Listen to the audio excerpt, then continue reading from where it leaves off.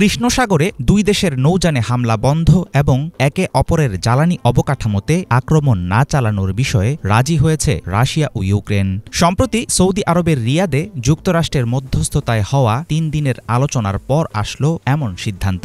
অনিশ্চয়তায় টালমাটাল Moscow Kyiv সংঘাতের মাঝে এই সমঝোতা কার্যকর হলে অবসানের দিকে যেতে পারে ৩ বছরের বেশি সময় ধরে চলা যুদ্ধ।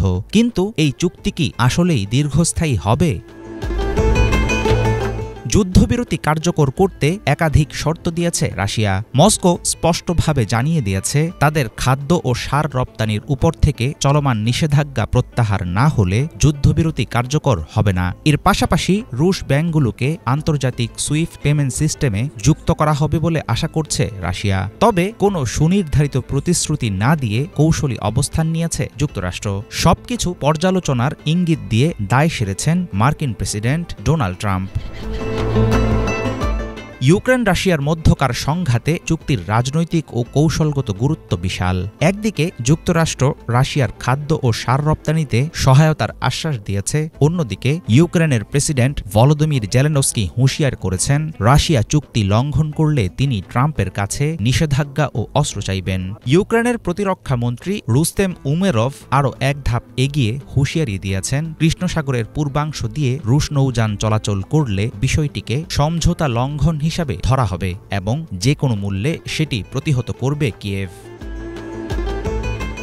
শান্তি চুক্তির বিষয়ে মস্কো রয়েছে সতর্ক অবস্থানে। জেলেনস্কিকে নির্দেশ দিলেই কেবল তিনি চুক্তি মানবেন, এমন মন্তব্য করেছেন রুশ পররাষ্ট্রমন্ত্রী সের্গেই ল্যাভরভ। তবে রাজনৈতিক বিশ্লেষকদের মতে যুক্তরাষ্ট্র মধ্যস্থতা করলেও ইউক্রেন ও রাশিয়ার পরস্পরের প্রতি আস্থার অভাব প্রকট হওয়ার ফলে বেশ কঠিন হতে পারে সমঝোতা টিকিয়ে রাখা।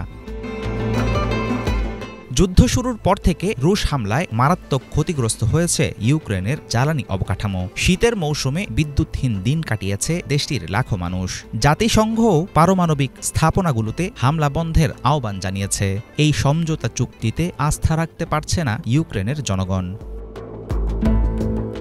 শান্তি সমঝোতা নিয়ে আলোচনা সমালোচনার মাঝেই উঠে আসছে পাল্টাপাল্টি হামলার খবর। রাশিয়া দাবি করেছে ইউক্রেন তাদের বেসামরিক জ্বালানি অবকাঠামোতে হামলা চালিয়েছে। অন্যদিকে ইউক্রেন বলছে কুরস্কের রুশ সামরিক স্থাপনায় তাদের এক বিমান হামলায় নিহত হয়েছে উল্লেখযোগ্য সংখ্যক রুশ সেনা। এমন মুখোমুখি অবস্থানের মধ্যে সমঝোতা টিকবে এই ব্যাপারে খুব একটা আশাবাদী নন আন্তর্জাতিক বিশ্লেষকদের একটি বড় অংশ।